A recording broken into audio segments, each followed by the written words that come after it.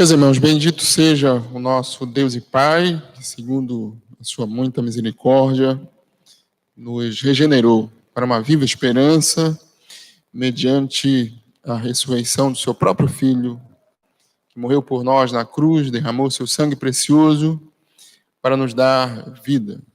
É, portanto, uma alegria para nós, uma bênção gloriosa vir adorar o nosso grande Criador, nosso Redentor, o Senhor nosso, a quem esperamos encontrar brevemente na glória. Eu convido os irmãos para ouvir a pregação da palavra do Senhor nessa manhã. E para isso, meus irmãos, eu os convido a abrirem suas Bíblias na primeira carta do apóstolo Pedro. Vamos ler capítulo 1, versículos 13 a 25. 1 Pedro, capítulo 1, começando no versículo 13, indo até ao versículo 25. Convido a todos que podem se colocar em pé, para que, desse modo reverente, com atenção, leiamos a palavra do Senhor. Eu lerei, os irmãos acompanhem a leitura do texto sagrado.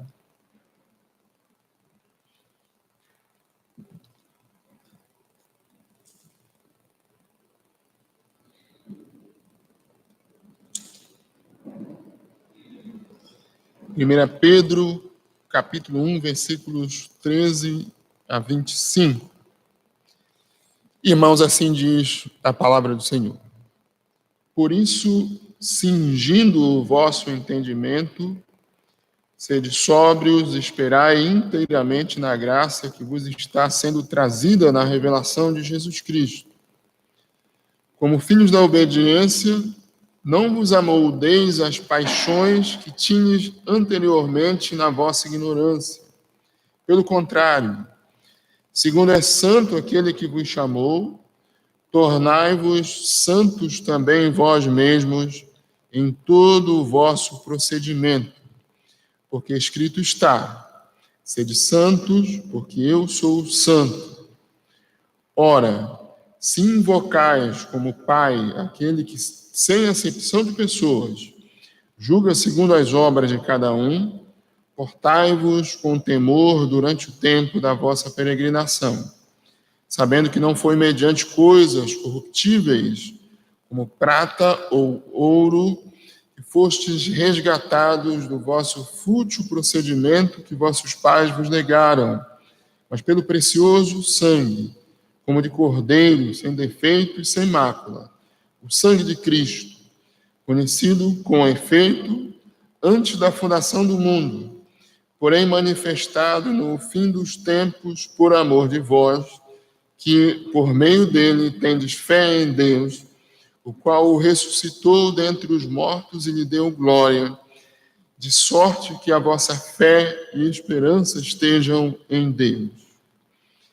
Tendo purificado a vossa alma pela vossa obediência à verdade, tendo em vista o amor fraternal não fingido, amai-vos de coração uns aos outros ardentemente, pois fostes regenerados, não de semente corruptível, mas de incorruptível, mediante a palavra de Deus, a qual vive e é permanente. Pois toda a carne é como a erva, e toda a sua glória como a flor da erva. Seca-se a erva e cai a sua flor. A palavra do Senhor, porém, permanece eternamente. Ora, esta é a palavra que vos foi evangelizada. Mais uma vez, vamos orar ao Senhor. Senhor, nosso Deus, nosso Pai, Deus bendito, soberano, glorioso, nos quedamos diante de Ti para adorar ao Senhor nessa manhã. E alegres, ó Deus, temos cantado louvores ao Senhor e lido Tua palavra santa. Agradecemos por tão grande privilégio.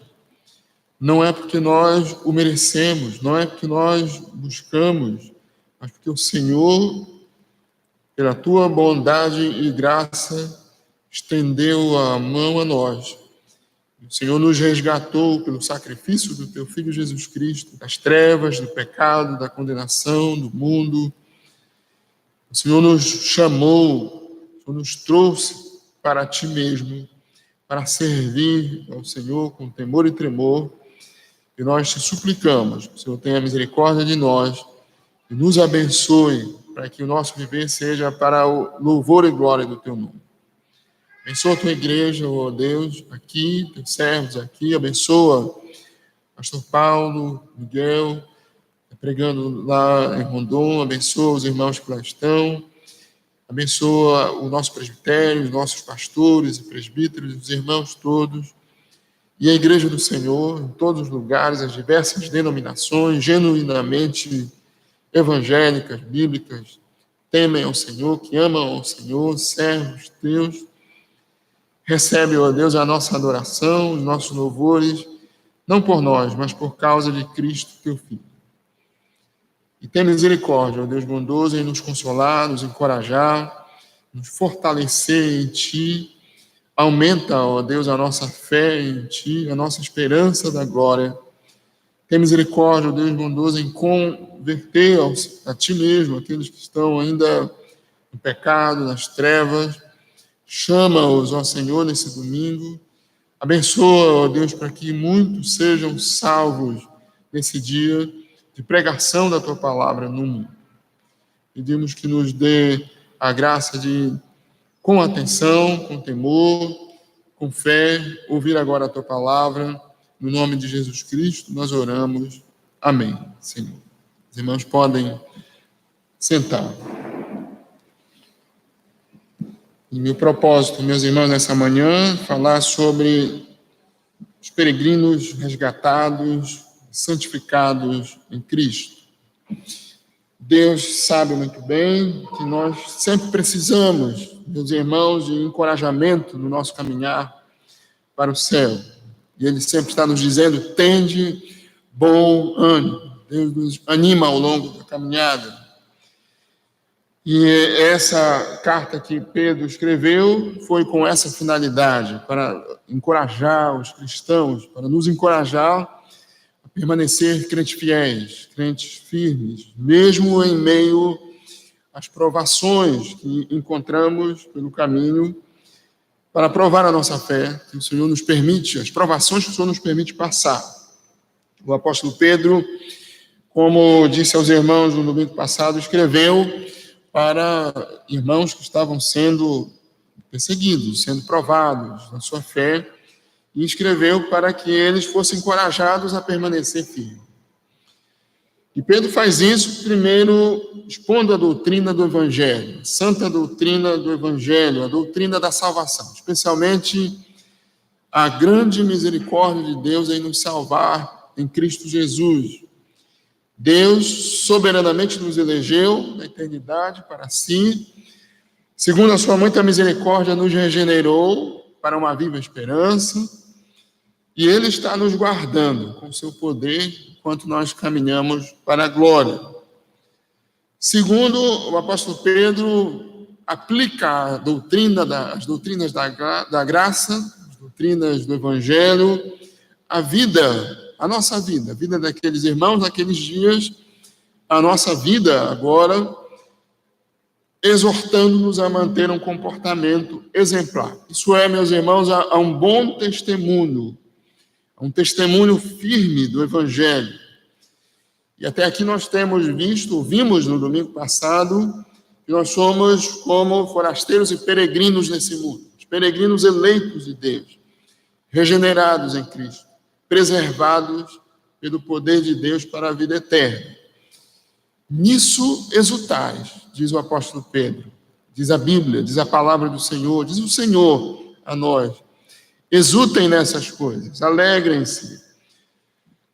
Embora no presente, agora, se necessário, sejais contristados ou entristecidos por várias provações, como nos ensinam o Senhor Jesus Cristo e os seus apóstolos na palavra, nesse tempo, meus irmãos, nessa era presente, nossa fé será provada. Nós vimos, Pedro diz isso no versículo 6, do capítulo que lemos, capítulo 1. Paulo diz, por exemplo, em Romanos 8, 18, os sofrimentos do tempo presente, porém, não são para ser comparados com a glória que há de ser revelada em nós. Nós somos provados, mas os sofrimentos do tempo presente não se comparam com a glória que havemos experimentado, meus irmãos.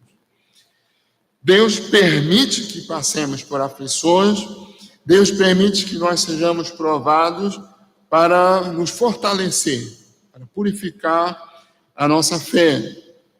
Cristo sabe que a verdadeira fé, mesmo provada pelo fogo do sofrimento, não derrete, não se desfaz. A fé cristã, provada, nós às vezes seremos desprezados por sermos crentes, por causa da justiça. Talvez alguns de nós, irmãos nossos, sejam até ridicularizados, às vezes, em alguns contextos, por Cristo, que amamos a Cristo. Porém, o valor da nossa fé, depois das provações, diz o apóstolo Pedro, redundará, isso é, resultará em louvor, glória e honra para Jesus Cristo. Quando ele vier, resultará em alegria indizível, cheia de glória. Isso é bênção para nós. Pedro nos lembra também, nos versículos 10 e 12 do capítulo 1, que a fé cristã, a fé no Salvador, tem raízes, fundamentos históricos bem estabelecidos. Nós não somos os únicos crentes do mundo. Nós não somos a única igreja no mundo. Muitos irmãos atrás de nós, muitos irmãos antes de nós, muitos irmãos que virão depois de nós, se o Senhor permitir, também têm sido firme, permanecido firme. Os irmãos lembram bem de Hebreus capítulo 11, os heróis da fé, a galeria dos heróis da fé. A mesma fé que temos, nossos irmãos do Antigo Testamento também tiveram. A fé dos profetas. Os profetas buscaram compreender com exatidão a doutrina da salvação. Cristo viria a esse mundo, eles investigaram, indagaram, inquiriram, ensinaram, melhor dizendo, pregaram, proclamaram a vinda de Cristo. Eles compreenderam, antes de Cristo vir a primeira vez ao mundo, a encarnação, a obediência, os sofrimentos, a morte de Cristo e a glória que seguiria tudo isso. A glória que eles ainda irão experimentar junto conosco. Começa quando nós somos chamados e regenerados, mas terá a sua plenitude quando Cristo voltar. A nossa fé também é a mesma dos crentes do Novo Testamento, dos nossos irmãos do Novo Testamento, dos apóstolos do Novo Testamento. A mensagem que pregamos, que cremos, que vivemos, é a mesma que eles pregaram, creram e viveram. O Cristo que eles creram é o nosso Cristo, é o nosso Senhor. A mensagem que foi, portanto, proclamada pelos profetas do Antigo Testamento, dos nossos irmãos do Antigo Testamento, pelos apóstolos do Novo Testamento e por nossos irmãos do Novo Testamento, meus irmãos, a mensagem que cremos. É a mesma fé. Tem raízes históricas, bíblicas, tão bem estabelecidas. Por isso, por essa razão, porque cremos, porque somos eleitos de Deus, salvos em Cristo, regenerados. Irmãos, vão ouvir isso várias vezes, e é bom. Nós devemos estar bem enraizados nessas coisas. Por essa razão, Pedro diz, sejam fiéis, sejam firmes, sóbrios, cheios de temor, cheios de esperança, obedientes, santos, exultai, portai-vos com temor durante o tempo da vossa peregrinação.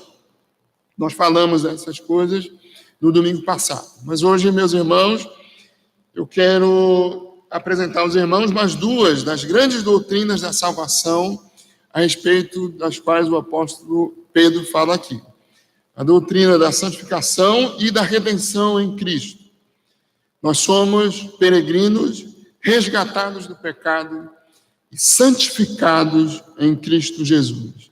Tirados do pecado e tornados santos em Cristo Jesus. Em primeiro lugar, nós somos peregrinos santificados em Cristo. Tendo sido eleitos e regenerados, estando guardados pelo poder de Deus em Cristo, o cristão é um santo, santo em Cristo, consagrado para Cristo, separado para Cristo. Isso aparece na nossa vida, na nossa maneira de ser, de maneira que Pedro diz nos versículos 14 e 15, como filhos da obediência, não vos amoldeis às paixões que tinhas anteriormente na vossa ignorância. Pelo contrário, segundo é santo aquele que vos chamou, tornai-vos santos também vós mesmos em todo o vosso procedimento. Vejam que antes do apóstolo Pedro dizer, não vos amoldeis às paixões que tinhas anteriormente, quando vivias na ignorância do pecado, antes do apóstolo Pedro dizer, tornai-vos santos, ele disse, sois agora filhos da obediência.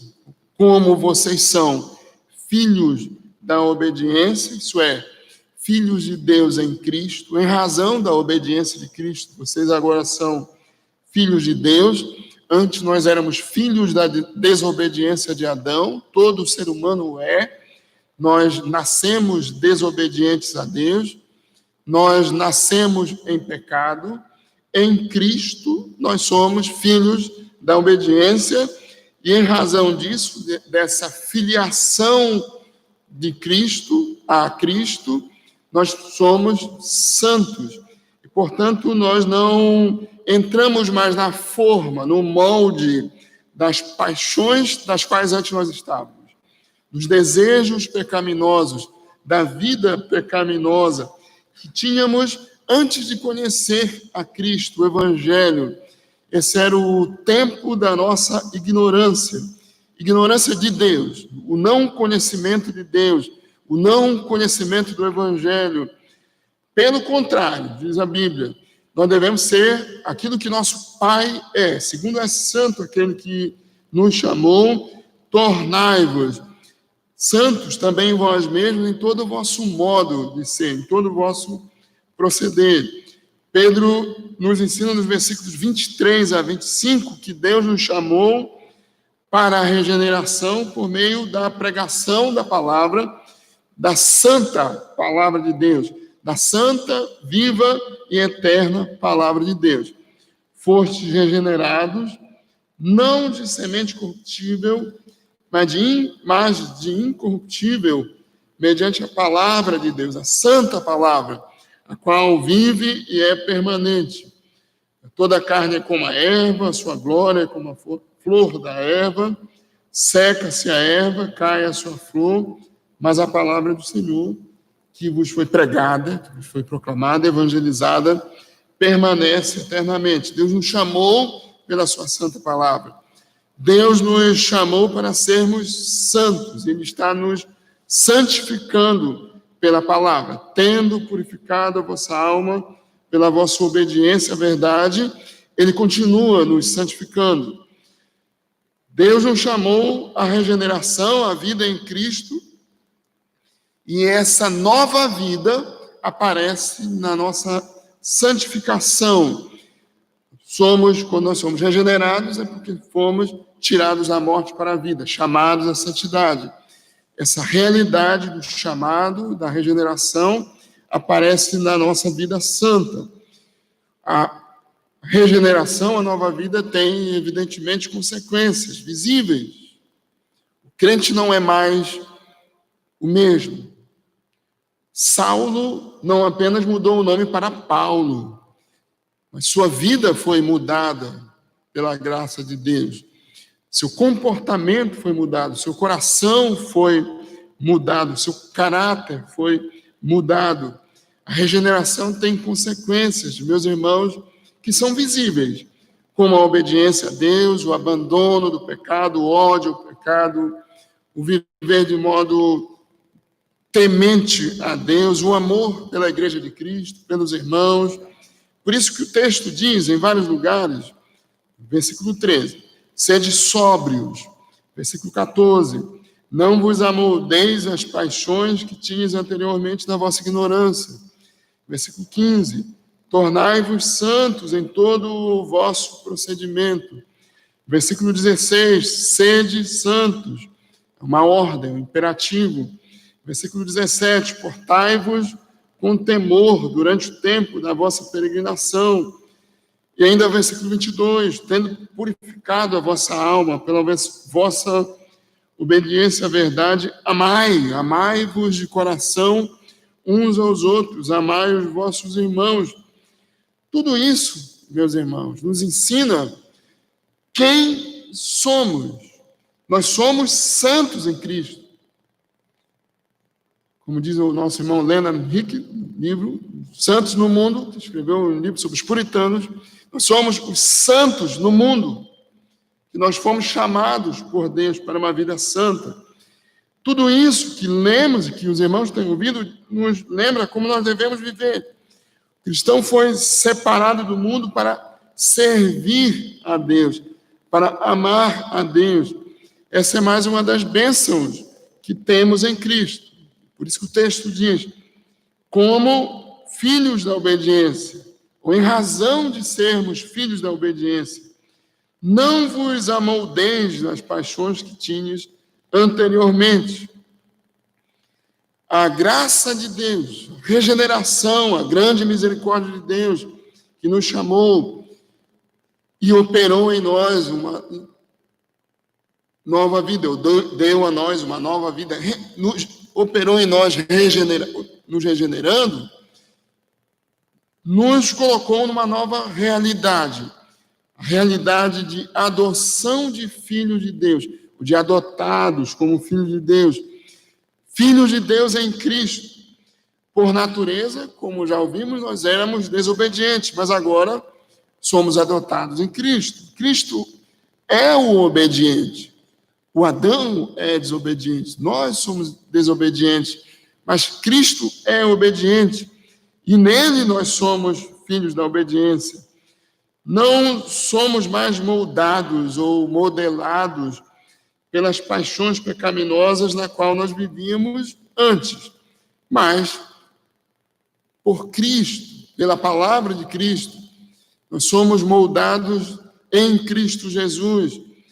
Por isso que a Bíblia também diz, outro texto das Escrituras, Colossenses capítulo 3, eu vou ler versículos 5 a 10, Colossenses 3, 5 a 10, fazei, pois, morrer a vossa natureza terrena, prostituição, impureza, paixão lasciva, desejo maligno e a avareza, que é a idolatria.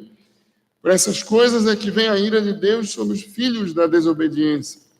Ora, nessas mesmas coisas andaste vós também noutro tempo, quando vivias nelas. Agora, porém, despojai-vos igualmente de tudo isso: ira, indignação, maldade, maledicência, linguagem obscena do vosso falar. Não mentais uns aos outros, uma vez que vos despistes do velho homem com seus feitos e vos revestistes do novo homem que se refaz para o pleno conhecimento, segundo a imagem daquele que o criou. Desse modo, meus irmãos, ao contrário de conformar-nos com os pecados do tempo da ignorância, nós nos conformamos com a imagem de Cristo, com a santidade de Cristo, com a vida de Cristo. Por isso, então, Pedro diz, tornai-vos santos, sede santos. Por que razão? Já vimos falando algumas razões. Seguindo o texto, por que devemos ser santos? O texto nos apresenta 3 grandes razões, que eu diria aos irmãos são os fundamentos da nossa santificação, os fundamentos da nossa santidade. A primeira razão é que Deus é santo. Deus, o nosso Pai, é santo. É santo aquele que nos chamou. Versículo 15. Deus é santo, santo, santo, como diz o profeta Isaías, em Isaías 6. Ele é o nosso fundamento, modelo e exemplo supremo de santidade. Ele é o real motivo e propósito da nossa santificação e de toda a nossa conduta séria, santa, firme. Ele é a razão do nosso estilo de vida santo, íntegro, dedicado a Ele. Deus diz por meio de Pedro: tornai-vos também santos vós mesmos em todo o vosso procedimento, porque eu sou santo, diz o Senhor. A razão da nossa santidade não é porque outro irmão nos verá fazer algo errado, e nós não queremos que ele veja, porque saberão que fizemos algo errado, e nós não queremos que saibam. Essas coisas podem, às vezes, nos tornar hipócritas e não santos, fingidos e não íntegros no nosso procedimento. Deus é a razão da nossa santidade, porque Ele é santo. Nós devemos ser santos. Segundo é santo aquele que nos chamou.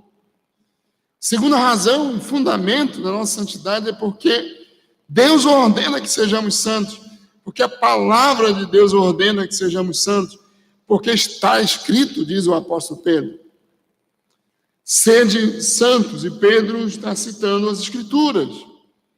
Levíticos capítulo 11, Levíticos capítulo 19, Levíticos 11, 44 e 45. Eu sou o Senhor vosso Deus, portanto, vós vos consagrareis e sereis santos, porque eu sou santo, e não vos contaminareis por nenhum enxame de criaturas que se arrastam sobre a terra, para que eu seja vosso Deus. Portanto, vós sereis santos, porque eu sou santo, diz o Senhor.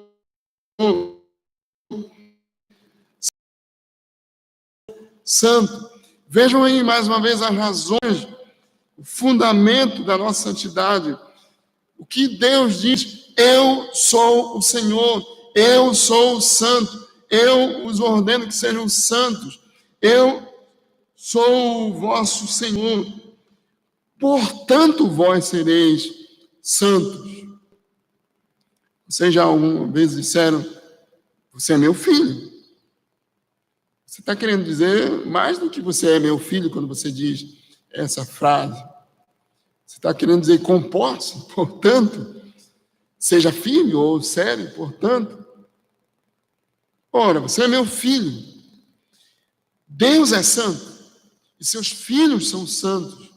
Deus ordena que nós sejamos santos. Porque alguém vai lhe ver. Não é medo de disciplina. Não é temor dos outros.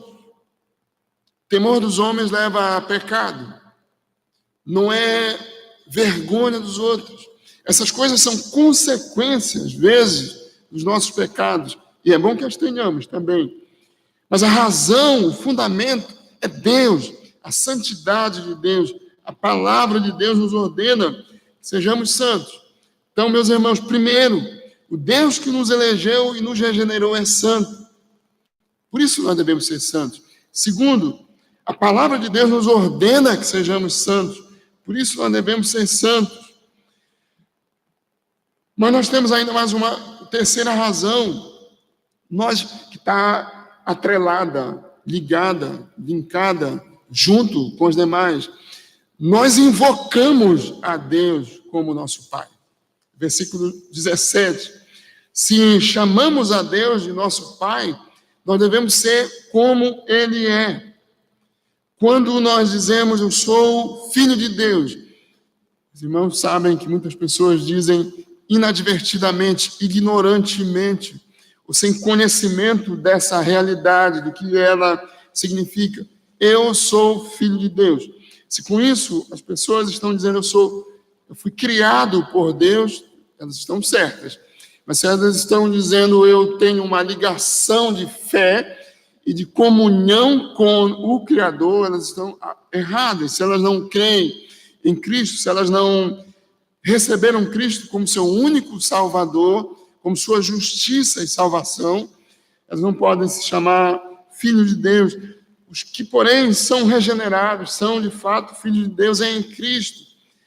E se reivindicamos Deus como nosso Pai, nós estamos dizendo, Ele é meu Senhor, Ele tem direitos sobre mim, eu estou em comunhão com Ele, eu venho dEle, eu pertenço a Ele. Se Ele é nosso Pai, nós pertencemos a Ele. Então nós temos que temê-lo e ser como Ele. Acho que vocês não devem conhecer o meu pai, já está idoso, fez 85 anos, dia 6 desse mês.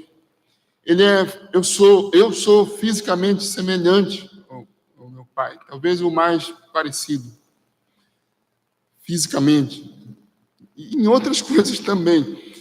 E o papai trabalhou, vinha vender na Feira do Ver o Peso, se ele não viesse, eu vinha, ou algum dos outros irmãos. As pessoas conheciam ele, mas não me conheciam. Mas quando eu passava, elas diziam, você é filho do seu Vidal? Sim, como é que você sabe? Ora, como é que ele sabe? Por causa do nariz, do cabelo, da aparência. Nós parecemos com os nossos pais. Nós somos como os nossos pais. Às vezes a gente imita as coisas mais erradas que nossos pais fazem ao invés de as melhores. Né? Nós somos como os nossos pais. E as pessoas nos identificam facilmente como filho dos nossos pais, muitas vezes.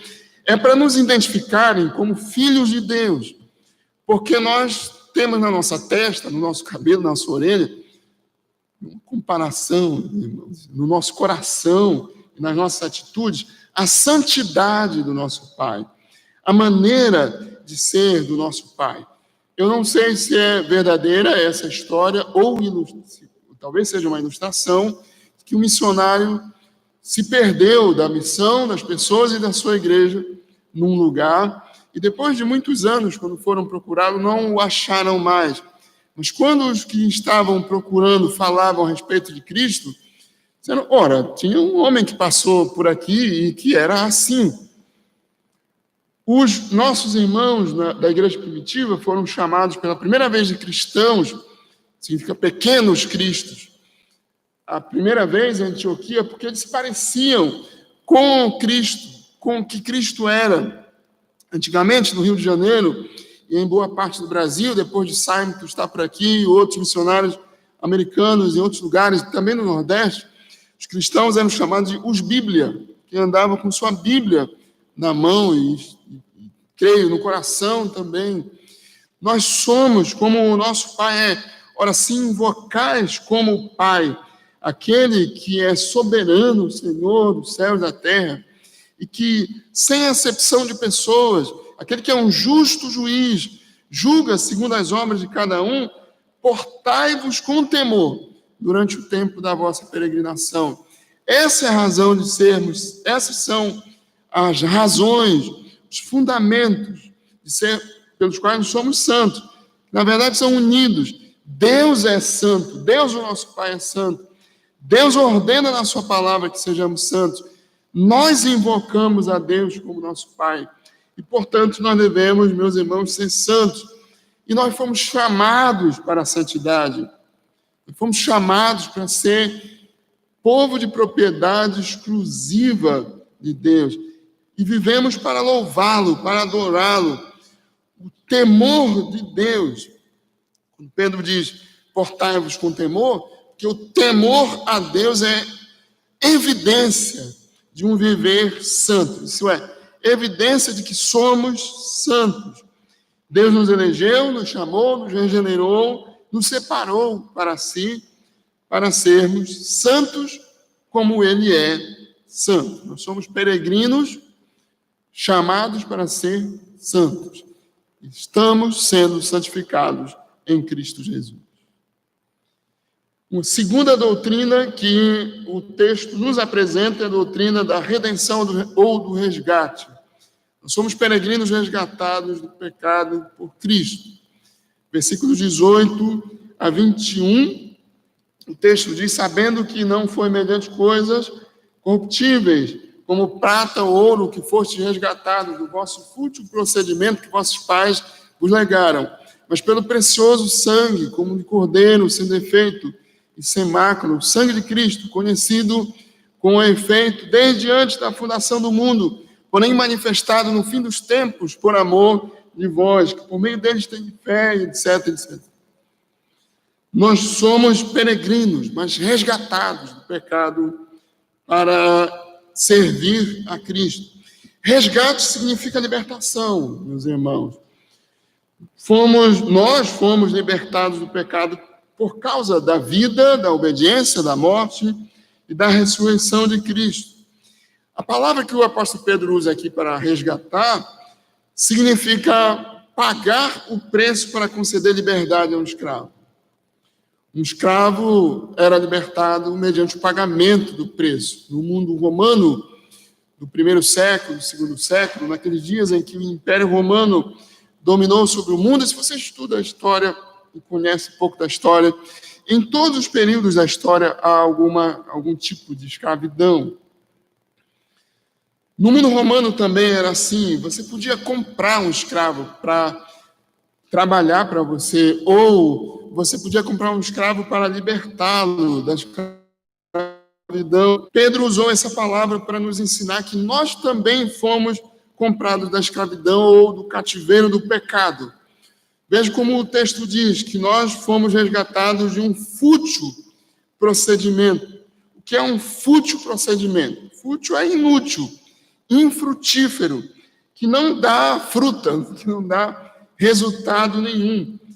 Essa palavra, meus irmãos, inútil, fútil, infrutífero, dá bem a ideia, transmite bem a ideia daquilo que o ser humano é, sem comunhão com Deus.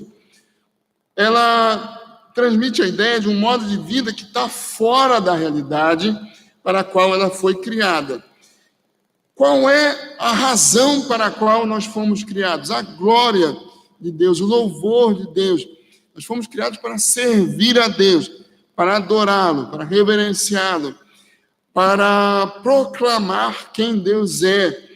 Quando nós pecamos, desde Adão, desde os nossos pais, nós caímos desse propósito original e a vida se tornou infrutífera. Isso é fora do propósito. O ser humano sem Cristo é assim. Isso não significa que as pessoas que não são crentes não produzam nada, que elas sejam inúteis em tudo. Não é isso. É o propósito que está errado.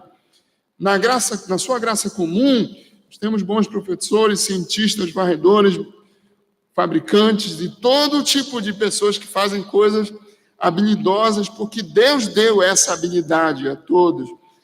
Pela graça comum, as pessoas são muito habilidosas e fazem coisas muito úteis e produzem coisas grandiosas. Eu fico impressionado com um programa que vale a pena assistir muitas vezes, chamado Grandes Obras de Engenharia. Grandes obras. São grandes mesmo. Às vezes começam com coisas pequenas, ficam grandiosas. Deus, na sua graça, nos permite ter essas coisas.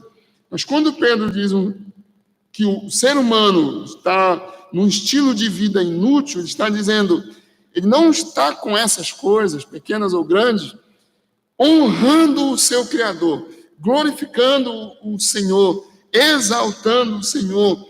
Para isso nós fomos criados. Aliás, essa é a primeira e mais conhecida pergunta do nosso pequeno, breve catecismo. Qual é o fim principal do homem? Qual o propósito principal do homem? Glorificar a Deus e gozá-lo para sempre, ou glorificar a Deus e ser feliz na sua companhia para sempre. Quando nós não vivemos assim, nós não estamos dentro do propósito para o qual nós fomos criados. E a Bíblia chama esse estilo, o tipo de vida, essa vida de escravidão, de cegueira, de trevas, de ignorância, de morte, uma vida sem Deus e sem esperança no mundo. Efésios 2. O homem sem Cristo está morto em seus delitos e pecados, vivendo como um escravo do pecado. E Pedro diz aqui nessa passagem que esse é um tipo de vida inútil, porque não honra ao Senhor. Quando Cristo nos resgata, nos salva, é que ele nos traz para o propósito para o qual nós fomos criados, glorificar a Deus. Pedro nos lembra que nós herdamos naturalmente dos nossos pais. E certamente aqui Pedro está se referindo a Adão e Eva, de quem toda a raça humana herdou a herança maldita do pecado, a condenação. E é por isso que Davi diz: eu nasci em pecado me concebeu minha mãe. É por isso que Paulo diz em Romanos 5,12, assim como por um só homem entrou o pecado no mundo, e pelo pecado a morte, assim a morte passou a todos os homens. O pecado foi originalmente herdado de Adão e Eva. Pedro faz referência a esse fato, como estou dizendo aos irmãos. Os nossos primeiros pais, os pais da raça, pecaram, nós caímos nele. E o pecado nos afastou do propósito de honrar ao Senhor. Mas, graças a Deus, o ponto principal da passagem é mostrar para nós que em Jesus Cristo nós somos resgatados desse inútil procedimento que os nossos pais nos legaram. Como que nós fomos resgatados, meus irmãos? Que maravilha das maravilhas é o Evangelho nessa passagem, nos apresentando a Cristo, o sacrifício de Cristo por nós, o precioso sangue, como de cordeiro, sem defeito e sem mácula, que foi o preço pago para nos resgatar da escravidão do pecado. Não foi nenhum tipo de riqueza perecível, como moeda de prata, ouro. Como os irmãos ouviram no domingo passado, não foram as nossas obras, ou não é pelas nossas obras, não é pela nossa religiosidade, por aquilo que fazemos, por mais valioso que seja, mas pela obediência e sacrifício, o derramado precioso sangue de Cristo. O que nós fazemos, as nossas obras, não podem nos resgatar da escravidão do pecado. E bendito seja Deus por isso, nós somos resgatados em razão da obra de Cristo, por causa da obra de Cristo.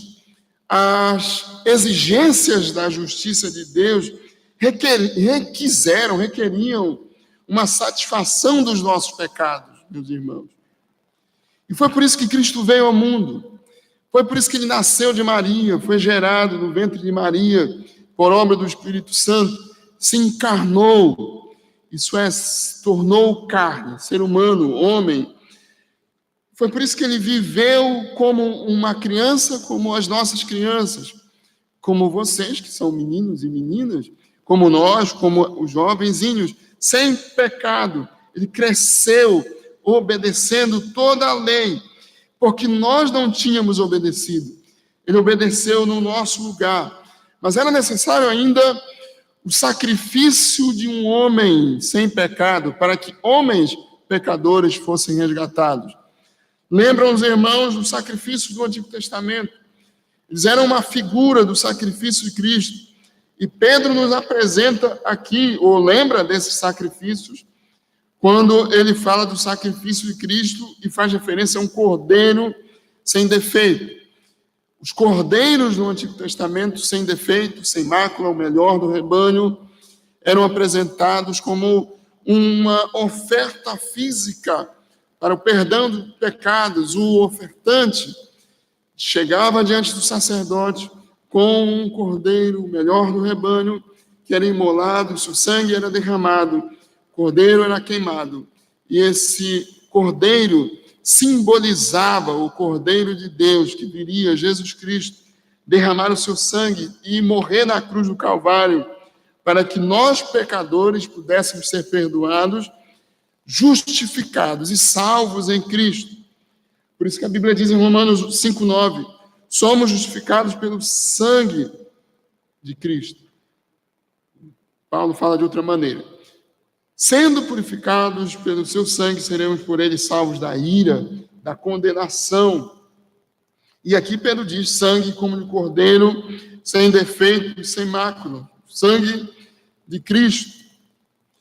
Lembram os irmãos, e Pedro também tem isso em mente, quando ele fala do cordeiro, que um cordeiro também era sacrificado na Páscoa.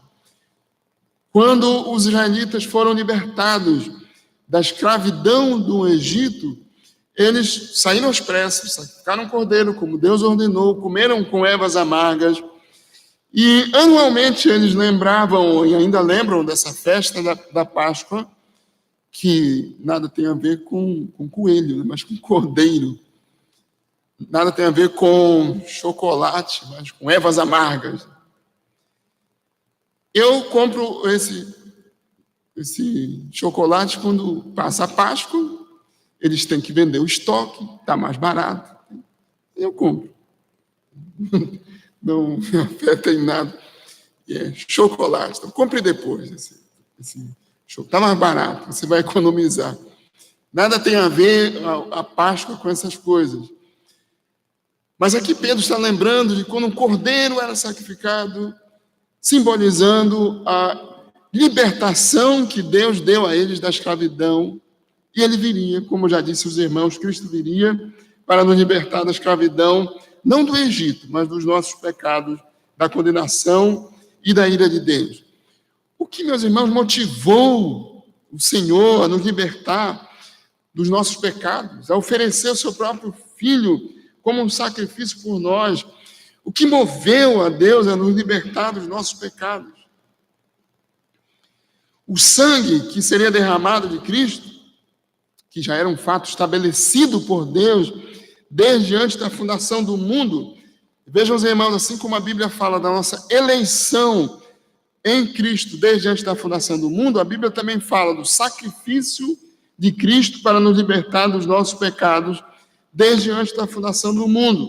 Nessa passagem, no versículo 20, quando Pedro diz que o sangue de Cristo, isso é o sacrifício de Cristo, a obra de Cristo, já era conhecida com efeito antes da fundação do mundo, porém apareceu ou foi manifestada no fim dos tempos. Por quê? Por amor de vós. O que moveu Deus a nos resgatar dos nossos pecados foi o seu amor por nós, por amor de vós.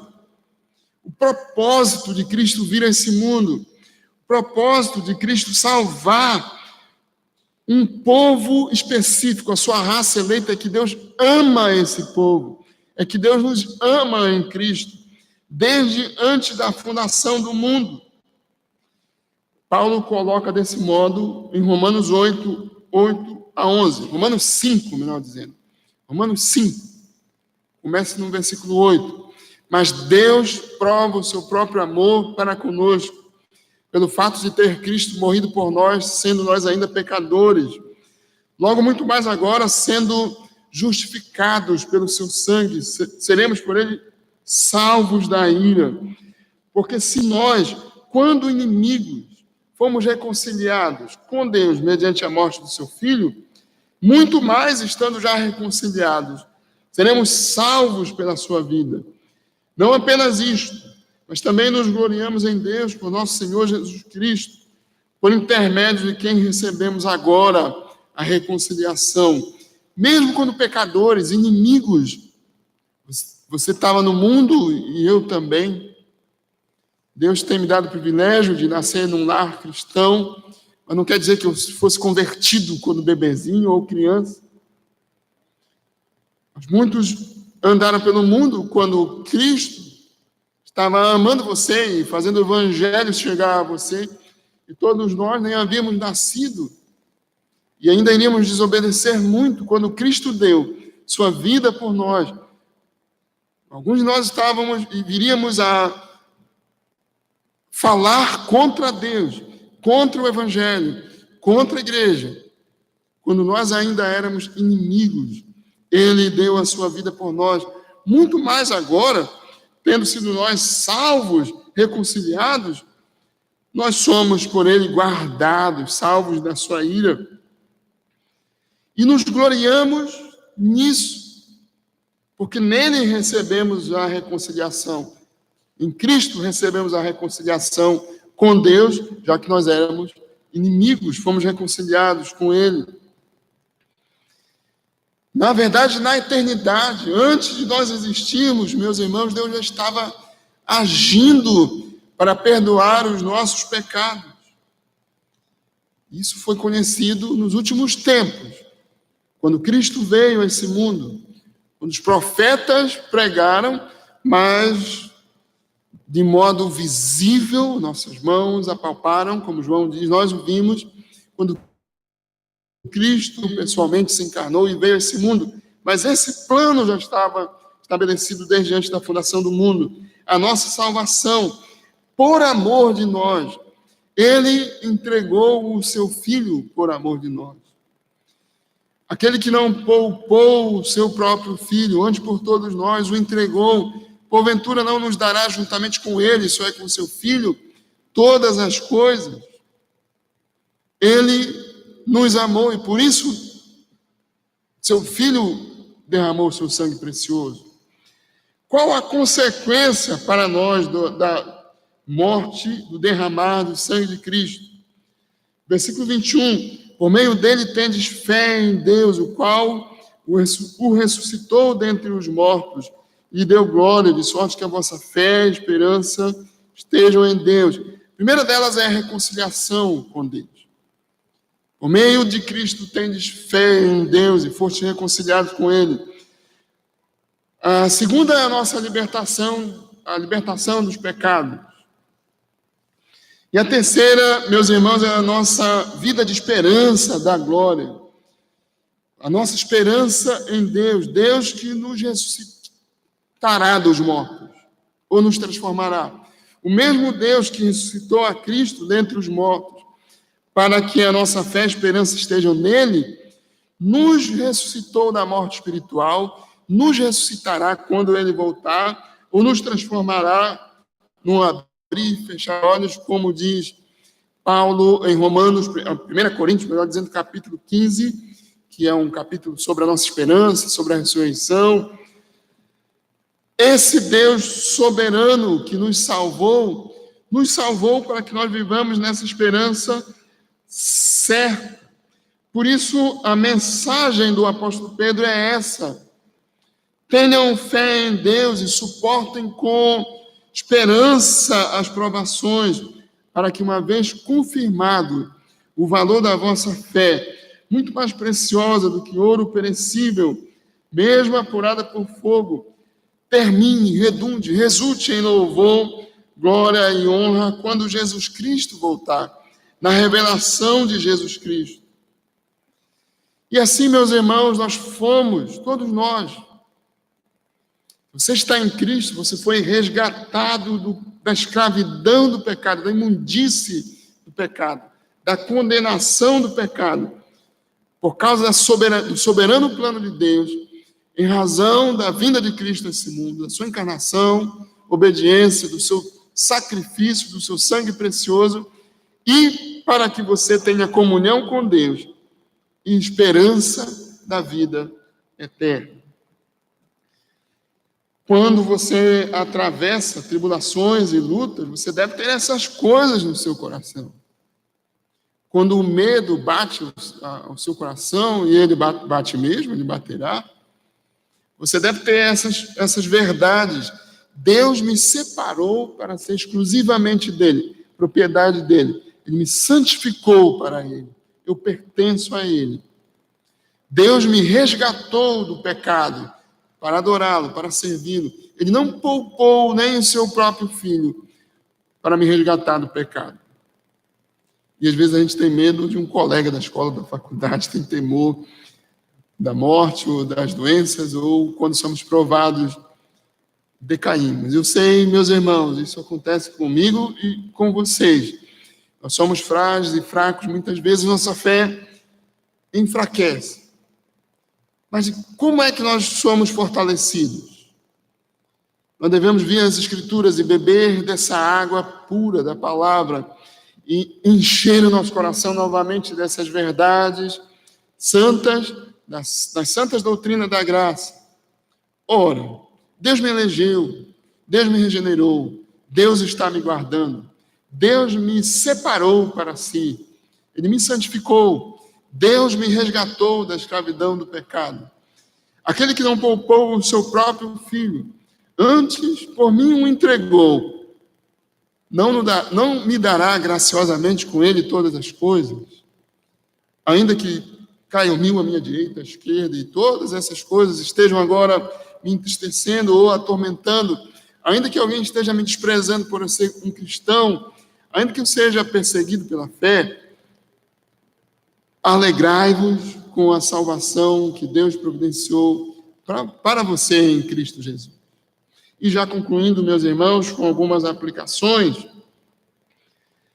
eu quero então perguntar aos irmãos se os irmãos são encorajados. Você é encorajado, realmente encorajado, quando você ouve que Deus o elegeu segundo a sua soberana vontade. Deus o regenerou por causa da sua muita misericórdia. Deus está lhe guardando com o seu poder.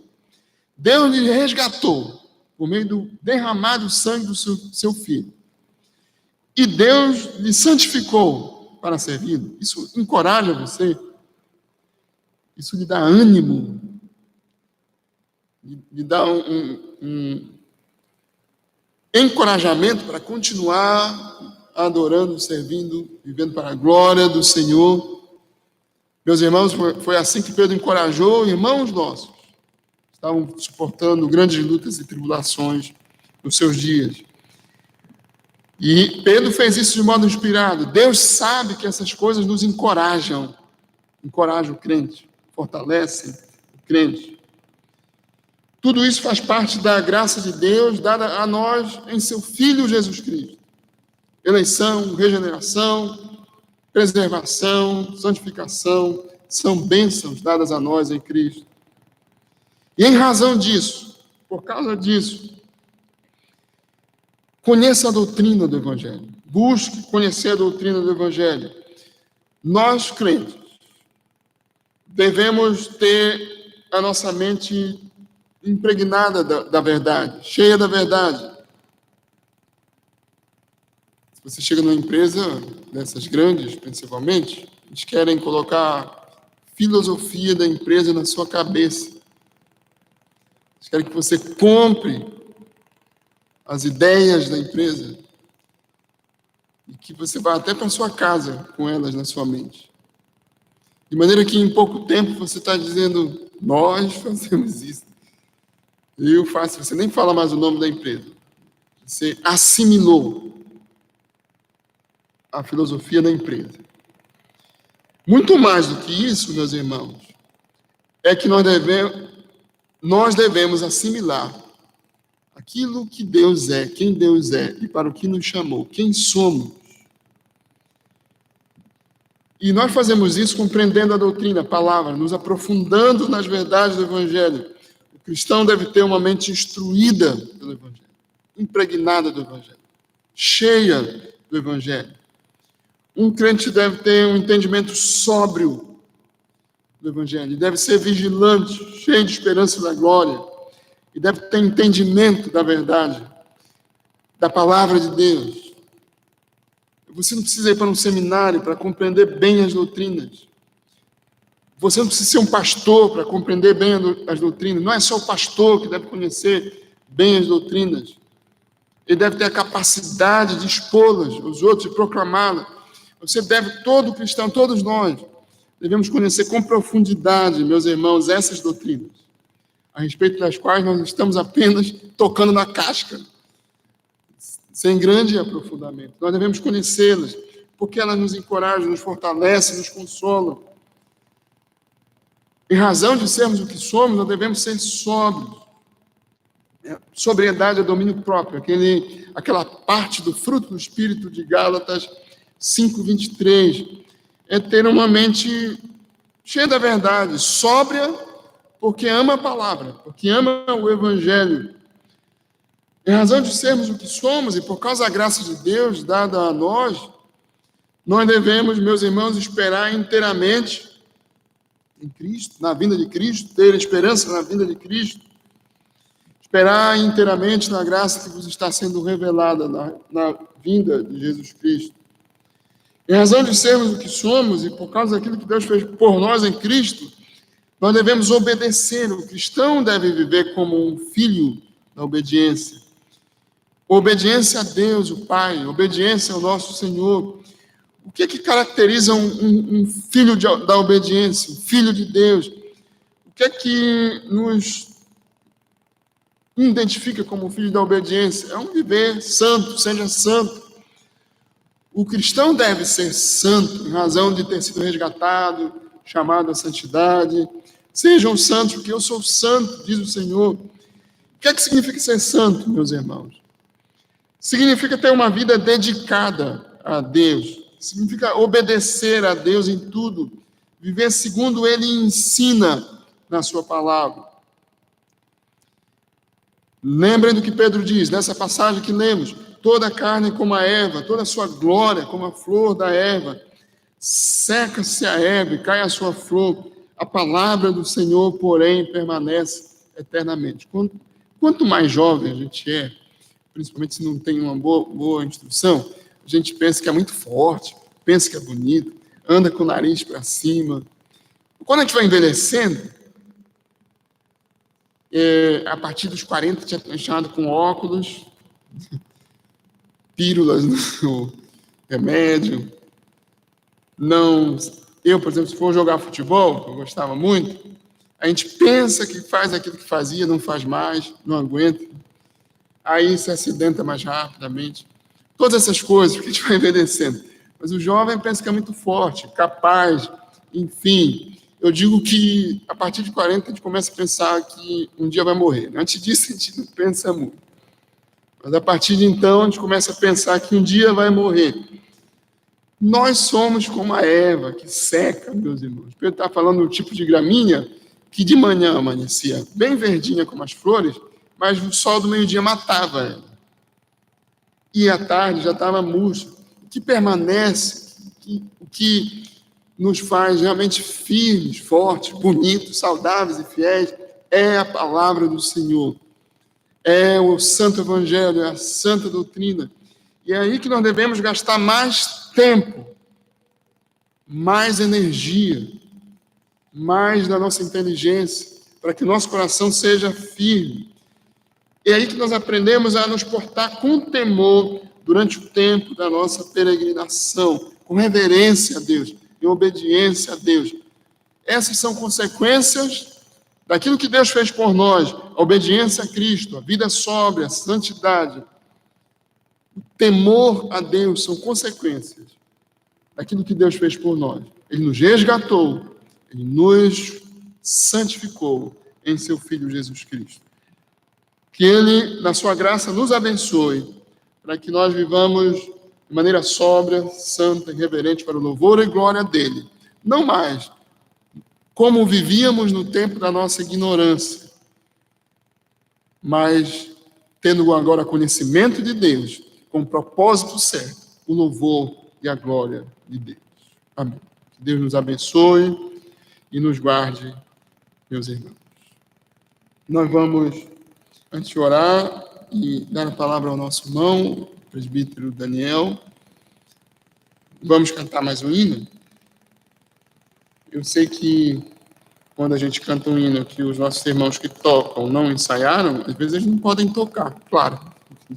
Nem sabem o que é, né? A gente ia cantar. Não sei se os irmãos conhecem, o hino 131 do nosso cenário.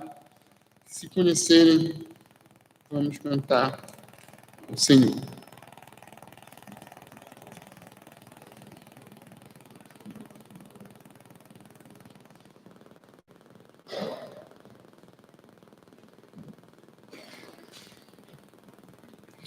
Os irmãos conhecem esse hino? Não conhecem? Então vamos.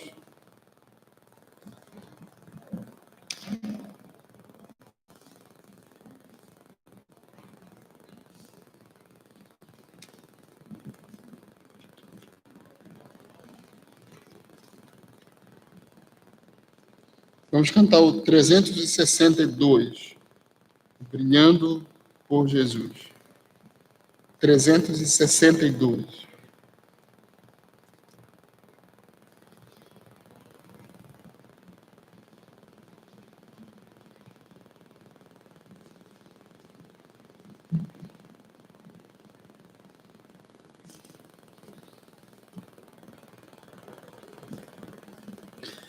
Vejo no céu esplendente do sol a clara luz. Quero viver tão somente brilhando por Jesus. Brilhando, brilhando, brilhando qual doce luz. Brilhando, brilhando, brilhando por meu Jesus. Quero na vida exaltá-lo, na escola indo estudar. Quero também imitá-lo,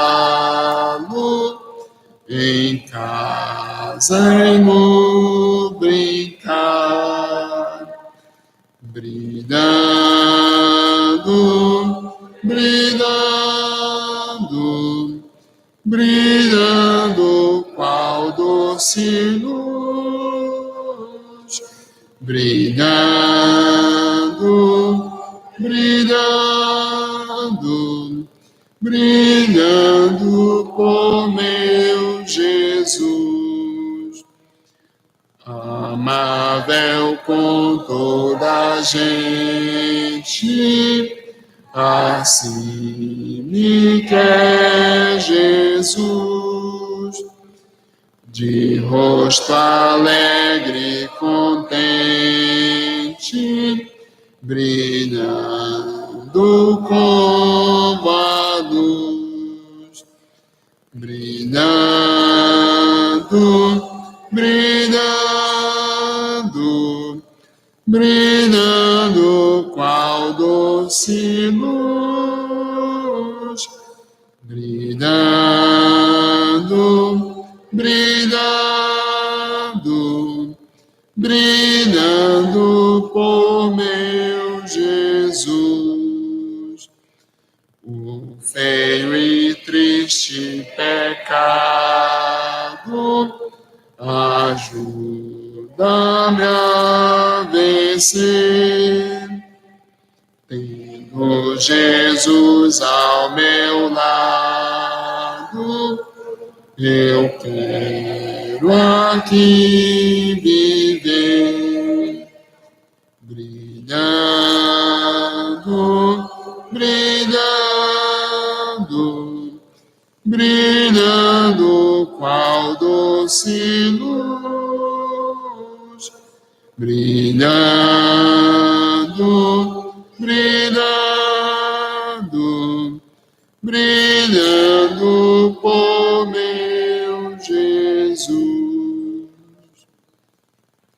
Vamos orar, meus irmãos. Senhor, curve sua cabeça e oremos.